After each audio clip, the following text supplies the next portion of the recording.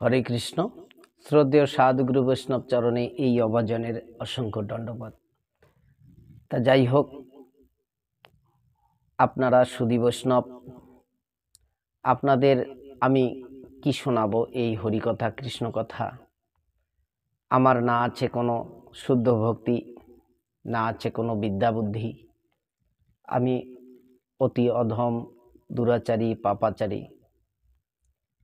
তা এই যে হরিকথা কৃষ্ণ কথা আলোচনা, এই ব্যাসাসনে বসে হরিকথা ভাগবত কথা বলতে গেলে নিষ্কিঞ্চন কৃষ্ণ ভক্তের বদনে এই হরিকথা ভাগবত কথা শ্রবণ করা কর্তব্য। আমার মতো এই রকম দুরাচারের বদনে হরিকথা ভাগবত কথা শ্রবণ করে জানি না আপনাদের কি উপকৃত হবে। তবে আমার এই দুষ্ট চিত্তকে শান্ত করার জন্য একটু হরিকথা কৃষ্ণ কথা প্রতিদিন শ্রবণ করার চেষ্টা করি। আপনারা মহৎ সাধুগুরু বৈষ্ণব, আপনাদের চরণধূলি আমার মাথায় দিয়ে একটু আশীর্বাদ করবেন, যেন এই পথের প্রতীক হয়ে আমি বাকি জীবনটা চলতে পারি। আর এই হরিকথা কৃষ্ণ কথা বলতে গিয়ে অনেক ভুল ত্রুটি হয়ে যাবে, অনেক রসাভাস হবে। নিজ সন্তান মনে করে আমাকে ক্ষমা করবেন। তা যাই হোক, আজকে দু চারটা আলোচনা করব, এই ভক্তি তত্ত্ব আলোচনা।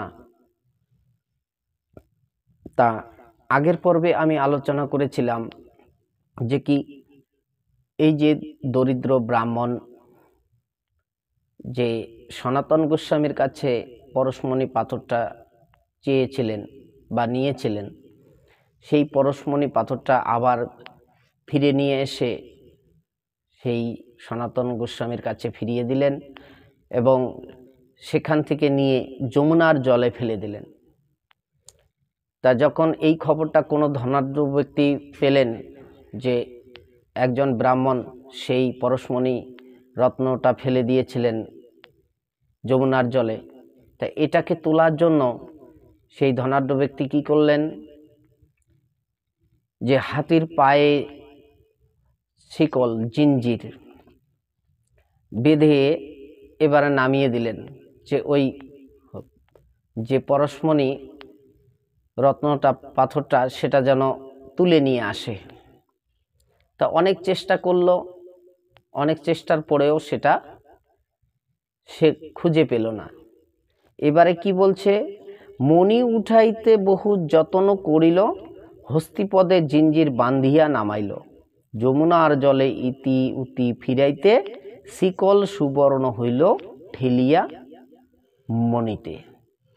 তাহলে ওই যিনি ধনাঢ্য ব্যক্তি, যিনি যে জমিদার এটা করলো, হাতির পায়ে মোটা মোটা শিকল লাগিয়ে তো নামিয়ে দিল জলে। এবার ওই জিঞ্জিরটা যে যন্ত্রটা দিয়ে মানে নিয়ে আসবে খুঁজে, কিন্তু খুঁজে তো পেল না। এবার ওই পরশমণি যে ওখানে ছিল, এবার হাতির পায়ে যে মোটা মোটা শিকলগুলো লাগানো ছিল, এবার সেই শিকলগুলোর মধ্যে ওই জিঞ্জিরটার মধ্যে যখনই পরশ হলো তখনই সেটা সোনায় পরিণত হলো। এবার সেই হাতির পায়ে অনেক ওজনের লোহার শিকল ছিল, সেটা কিন্তু সোনায় পরিণত হলো। তাহলে সেখানে কোটি কোটি টাকার সোনা অর্থ তৈরি হয়ে গেল। এবারে শাস্ত্রে কি বলছে, যে মণি না পাইল নানা উপায় সিজিয়া, ঈশ্বরের কৃপা বিনা কে পায় খুঁজিয়া। হরে কৃষ্ণ, রাধে রাধে। তাহলে এই মণি পাওয়ার জন্য সেই জমিদার, সেই ধনাঢ্য ব্যক্তি অনেক চেষ্টা করলো, অনেক চেষ্টা করলো, কিন্তু করার পরেও সে মণি তো খুঁজে পেল না। এবার কি করলো, সেই অন্তত হাতির পায়ে যে শিকলটা ছিল সেই পরশমণির পরশে সেটা সোনা হয়ে গেল। তাহলে দেখুন, আমরা অনেক চেষ্টা করি অনেক কিছু পাওয়ার আশায়, অনেক কিছু করার আশায়, আপন ইচ্ছায় জীব কোটি বাঞ্ছা করে, সাধের দয়াল যদি কৃপা না করে। তাহলে এখানে শাস্ত্রে বলছে ঈশ্বরের কৃপা বিনা কে পায় খুঁজিয়া। ভগবান যদি ইচ্ছে করে কাউকে কিছু জানায় তবে সে জানতে পারে, ভগবান যদি কৃপা করে কাউকে কিছু দেয় সে পেতে পারে, কিন্তু কেউ যদি অহংকার বশত সেটা পেতে চায় বা পাওয়ার চেষ্টা করে, সেটা কখনো সফল হবে না। আমরা জীবনে অনেক কিছু পেয়ে থাকি, কিন্তু কখনো উপলব্ধি করি না যে এটা কার কৃপাতে হলো, কার দয়ায় হলো। শুধু ভাবি না আমার উপার্জনে হয়েছে, আমার চেষ্টায় হয়েছে, আমি না করলে হতো না। এই ধরনের ভাবনা আমরা অনেক ভেবে থাকি, কিন্তু কখনো ভাবে না যে তার ইচ্ছা বিনা জগতের একটা পাতাও যদি না নড়ে, তাহলে তার ইচ্ছা বিনা আমার এসব কি করে হলো? তাহলে ভালোটাও তার ইচ্ছায়, মন্দটাও তার ইচ্ছায়।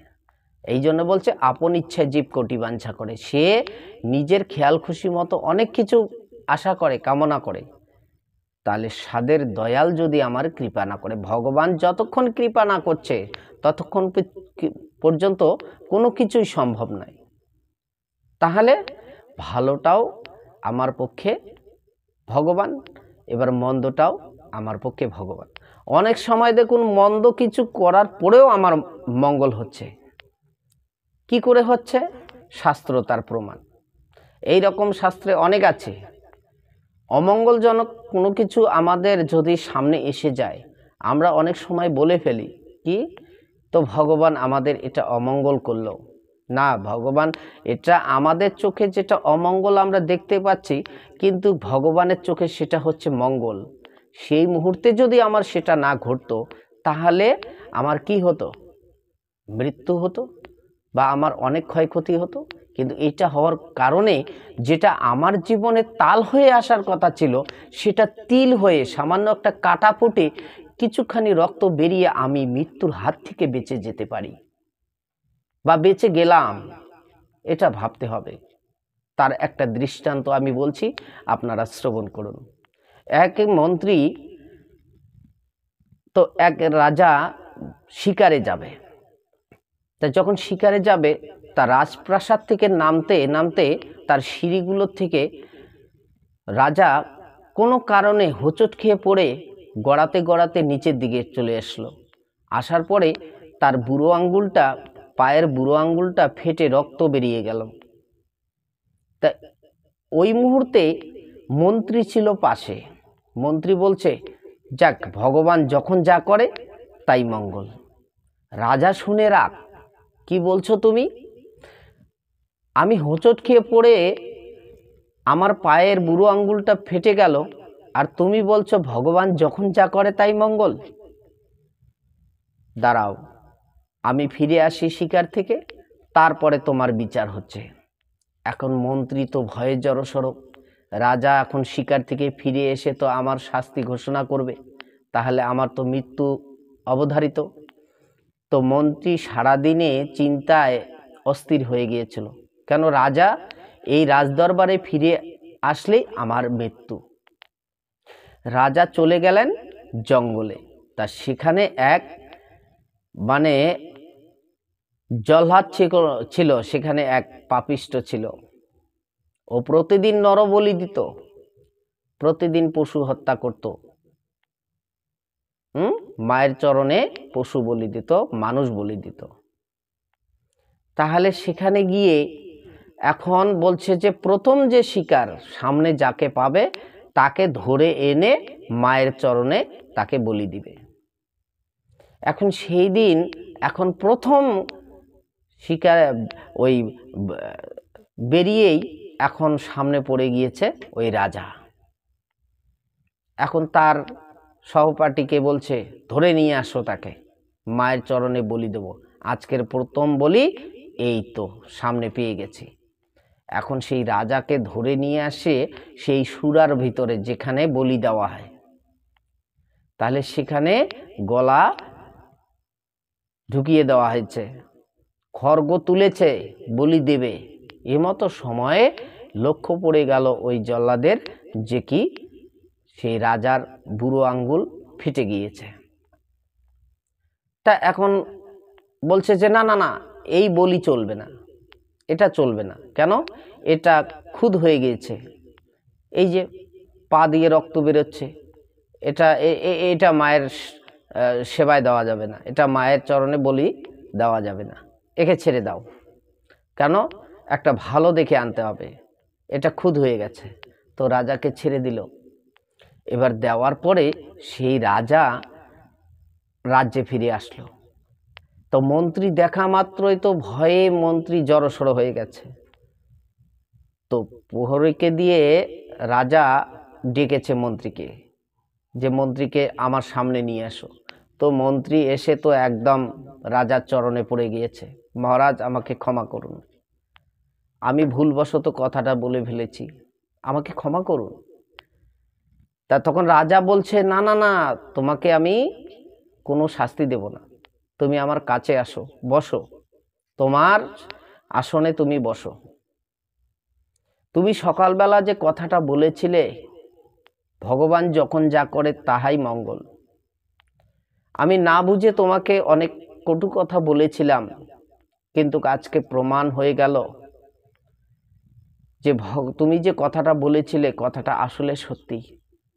আর যদি আমার ওই হোঁচটকে পড়ে যদি আমার বুড়ো আঙ্গুলটা থেতে না মানে যেত, তাহলে আজকে আমার মৃত্যু।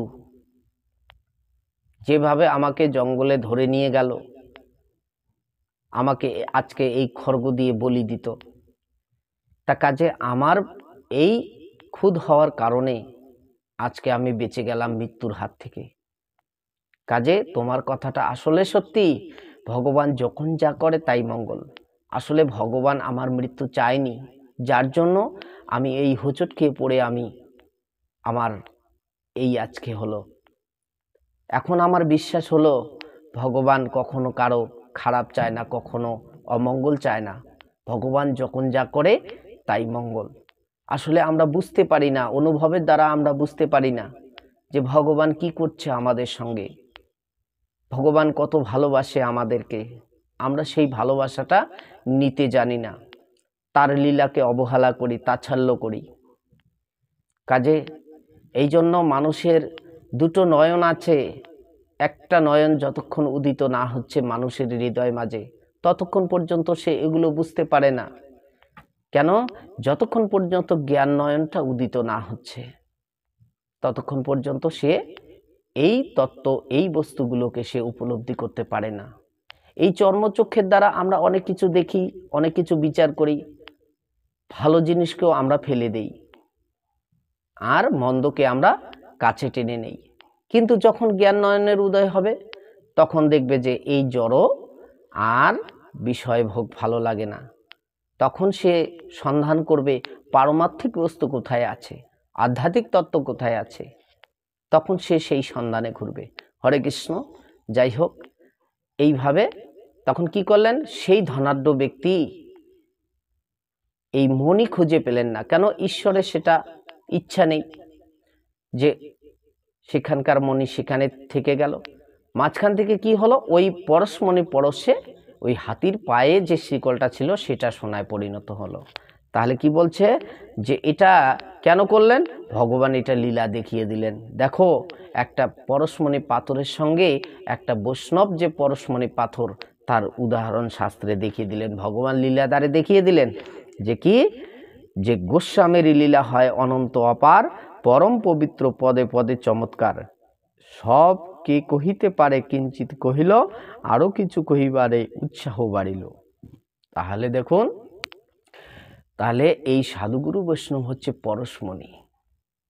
তাহলে এদের সঙ্গ করলে কখনো ব্যর্থ যায় না। হরে কৃষ্ণ। আজকের আলোচনার বিষয় এখানেই বিশ্রাম রাখি। তো পরবর্তী আলোচনা পরবর্তী পর্বে হবে। আপনারা ভাগবত কথা শুনতে থাকুন, হরিকথা শুনতে থাকুন। দিন অন্তে আমাদের অনেক সময় নষ্ট হয়ে যায়, আমরা কিছুক্ষণ সময় যদি হরিকথা কৃষ্ণ কথা শ্রবণ করতে পারি, তবুও আমাদের মঙ্গল হবে।